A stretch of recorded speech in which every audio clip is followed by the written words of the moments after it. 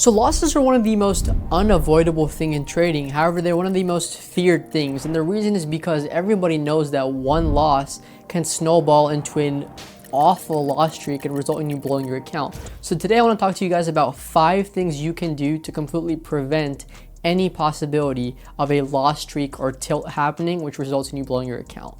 So number 1, I want to talk about identifying these signs early.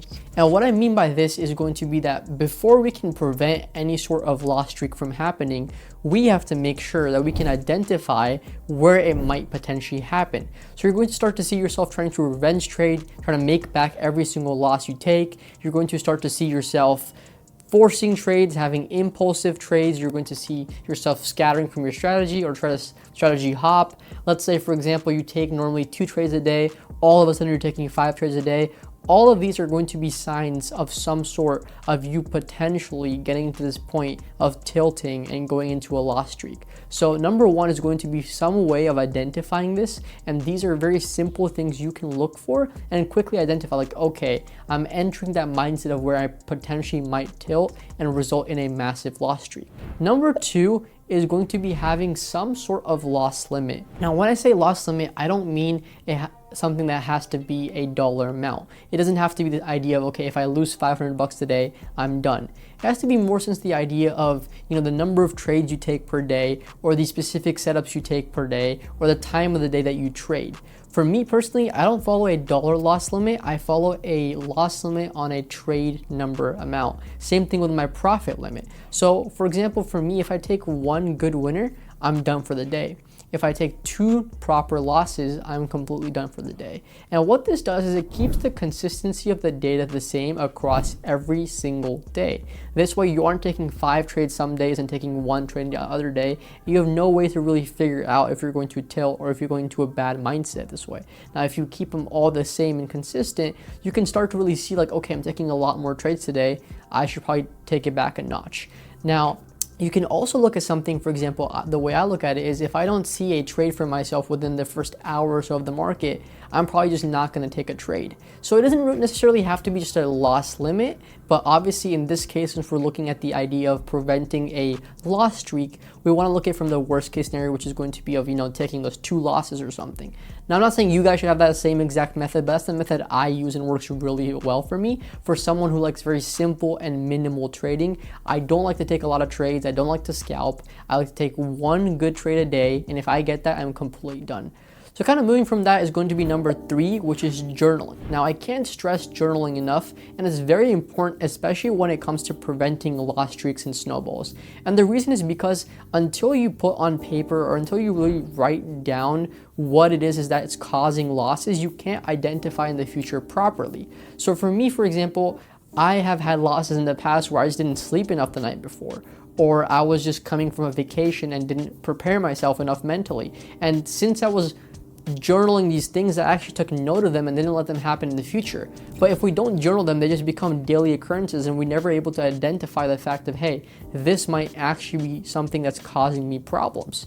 And when it comes to specifically losses, ironically enough, people tend to journal the most useless stuff. So they'll journal the most average trades they take on a day-to-day basis, but they won't journal their best trades because they're like, oh my God, I'm having a great day, I'm a great trader. And they won't journal their worst days because they're like, I'm already feeling so bad, I don't want to journal right now. Now, these tend to actually be the most important days you could possibly be journaling, because your average days, yes, there's something to learn there. Of course, journal them. But the most important stuff to journal is going to be on the days that you win really big or you lose really big because you did something different that caused that event happening. So as far as these losses go, when you journal these big losses, you're able to quantifiably see what caused this. And since you're able to see in your journal, let's say it happened once, twice, 3 times now over the span of the year, now it's become a data set and you know that, okay, if this happens, I'm going to take a big loss. Same thing with the wins. If you see like these 3 wins happen across the year that are massive wins, you can then take those wins and understand the fact of, okay, this is what it looks like when I'm expecting a massive winner to take place or a massive loser to take place. So journaling is going to be very important. Me personally, I use TradeZella for all my journaling. It's going to be linked down below.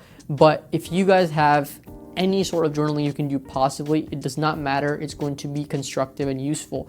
When I first started journaling, I was literally using an iPad, I was using a notebook, I was printing out the trades if I had to, or even drawing out the chart of the trade sometimes. Just anything you can do to journal, specifically why you entered a trade, why you exited it, and everything that was in the middle of that trade is going to help you tremendously. Now, number 4 is going to be having some sort of reset strategy. Now, when I say this, I don't mean that you should be strategy hopping. Don't change your core strategy of how you trade. That's something you never want to do. It's actually something people do a lot when they start losing their trades. They're instantly looking for the new gold, something that's going to make them profitable at trading. There's no such thing. When I say reset your strategy, what I essentially mean is you have to have an approach to come back so you can find that confidence again. Because it's very expected that when you take a loss, you are going to lose confidence. So this is the only time you want to change that sizing. Like I said before, we don't want to change all these variables because it gets hard to interpret the data. But when it comes down to something like our reset strategy, we've already gone far enough to where we're probably in that tilt mode now, to where to get back to level 1, we have to make sure to have some sort of reset strategy. So here, for example, for me, what I do is if I take in a lot of losses and I'm just in that super bad mental and I'm just taking loss after loss, I go ahead and I size down for a little bit. I'm not gonna make all my money back, obviously, since I've sized down. But what I will do is I'll get my mental back, which is gonna help me make all that money back and much more in the big picture. So taking those base hits, 4, 5, 10 trades in a row is gonna build back that confidence of, okay, you know what? I can still trade. Even though that skill set never went away, if you just instantly go back to your normal sizing after a massive loss streak, you're probably not gonna hold that winner as long as you should because you don't have that same confidence in yourself. So baby steps back to that, perfect, healthy mental is very, very important. And sizing down for that is not a big problem at all. Now keep in mind, I'm saying this sizing down specifically once you reach that point of where you're starting to see that tilt actually form.